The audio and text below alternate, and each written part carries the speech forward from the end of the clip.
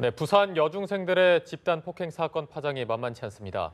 소년법을 폐지해서 보다 강력히 처벌해야 한다는 국민청원이 빗발치는가 하면 강릉에서 발생한 유사 범죄도 공론화되면서 더욱 사회적 논란을 키웠습니다. 네, 연합뉴스 김중배 기자와 함께 좀 더 자세히 이야기 나눠보겠습니다. 김 기자 어서 오십시오. 네, 안녕하십니까.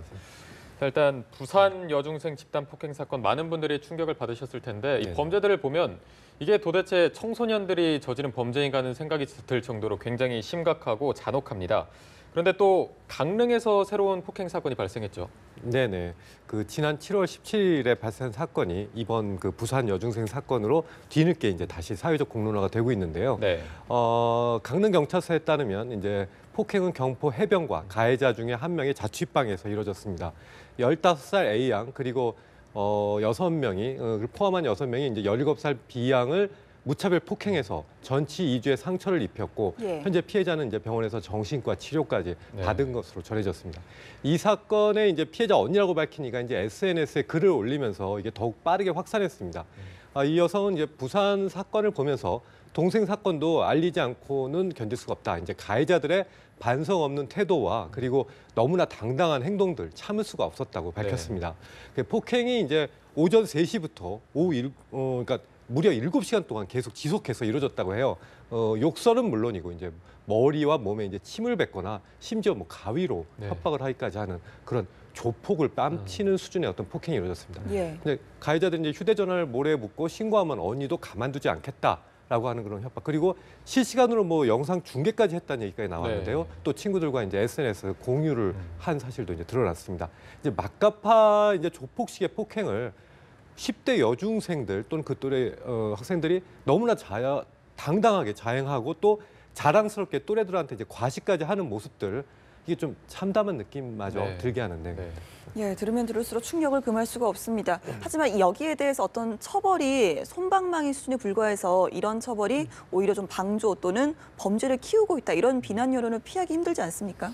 네, 그렇습니다. 지금 미성년자 강력 범죄가 이제 증가하고 이제 수법이 점점 더 거칠어지고 있는데요. 대검찰청에 따르면 인구 10만 명당 소년 범죄자 발생 비율이 2006년에 540.8명에서 2015년에는 737.4명으로 10년간에 36.4%나 늘었습니다. 미성년자의 살인과 방화, 강도, 강간 등의 중범죄도 같은 기간 동안 이제 71.3%나 늘어난 건데요. 실제로 이런 범죄를 저지른 소년들의 조서를 보면 미성년자라서 크게 처벌받지 않으리라고 생각했다는 진술이 적지 않았던 것으로 전해집니다. 네, 뭐 더 이상 훈방 계도만으로는 이를 막을 수 없는 상태다 이런 인식이 커지고 있는 것 같은데 그렇다 보니까 이제 처벌을 더 강화해야 된다 이런 요구도 더 거세지고 있죠. 네, 그렇습니다. 지금 청와대 홈페이지에 청소년 보호법을 폐지해달라는 청원 지난 3일에 올라온 뒤에 어제까지 이제 13만 명을 넘어서는 등 폭발적인 호응을 얻었는데요.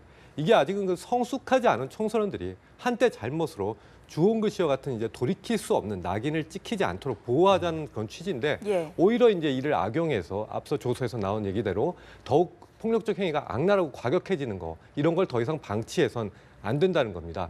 이들은 소년법 또 이제 청소년 보호법이라고 이제 청원에서 말했지만 정확히는 소년법입니다. 이를 폐지해달라는 주장을 내놓은 겁니다. 그러니까 정확히 이 소년법에 어떤 조항들이 문제가 돼서 자꾸 이런 청원들이 올라오는 건가요?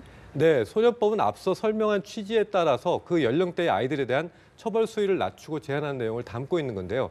대상은 만 10세부터 만 19세 미만까지입니다. 이 가운데에서 이제 만 10세 이상부터 만 14세 미만, 즉 10살부터 13살까지를 이제 촉법 소년이라고 규정해서 그에 준하는 좀 낮추는 처벌 조항을 두고 있는 겁니다. 네, 뭐 10살부터 13살까지를 촉법 소년이라고 규정한다고 하는데 이 촉법 소년이란 말이 약간은 생소하거든요. 조금 자세히 설명해 주시죠. 네, 형법은 이제 그 연령대 아이들의 14세 미만의 아이들의 그 형법상의 책임 능력을 인정하지 않습니다. 즉 처벌할 수 없다는 건데요. 하지만 이 촉법이란 말은 결국 법을 어겨서 사회적으로 어떤 그 파장을 준다는 의미에서 촉법소년, 즉 범죄의 사회적 파장이 있다는 그런 의미가 될 수 있습니다. 그래서 공적으로 어떤 형법의 처벌을 하지 못하지만 대신 보호처분이라는 그에 준하는 제재를 내리게 되는 겁니다. 훈방에서부터 최대 2년간 소년원에 송치해서 계도하는 그런 내용까지 담고 있습니다. 흔히 빨간 줄이라고 하죠. 예. 그 전과 기록이 이 경우에는 남지 않습니다. 이외에 이제 14살 이상 또 19세 미만까지 미성년자의 경우에도 처벌 수위를 낮추도록 이제 소년법이 규정을 하고 있습니다.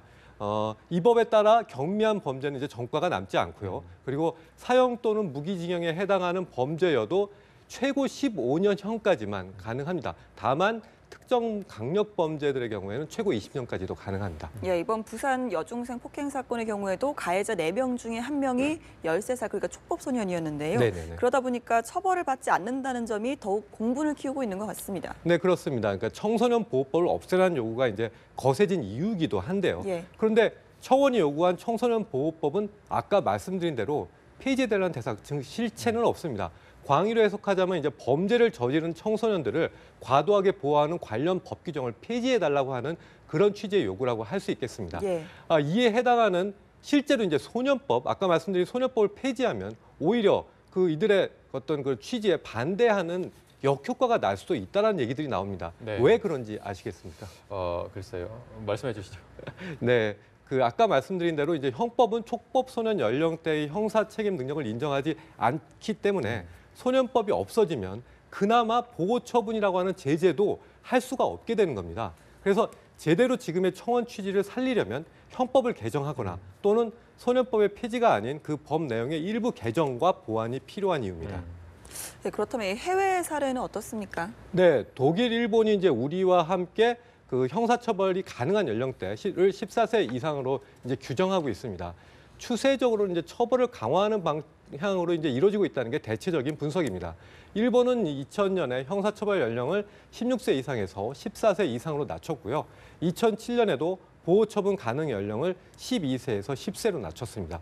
우리도 이제 2007년에 그 촉법 소년 연령대를 12세 이상에서 10세 이상으로 낮추면서 아예 아무런 처벌도 받지 않는 대상을 좀 더 줄인 그런 상태입니다. 예. 네, 뭐 청소년 보호의 가치랑 청소년 범죄 억제 이 두 가치가 충돌하는 상황인 것으로 이해가 되는데 그렇다면 어느 수위의 보완이 적절한지에 대해서는 어떤 견해들이 나오고 있나요?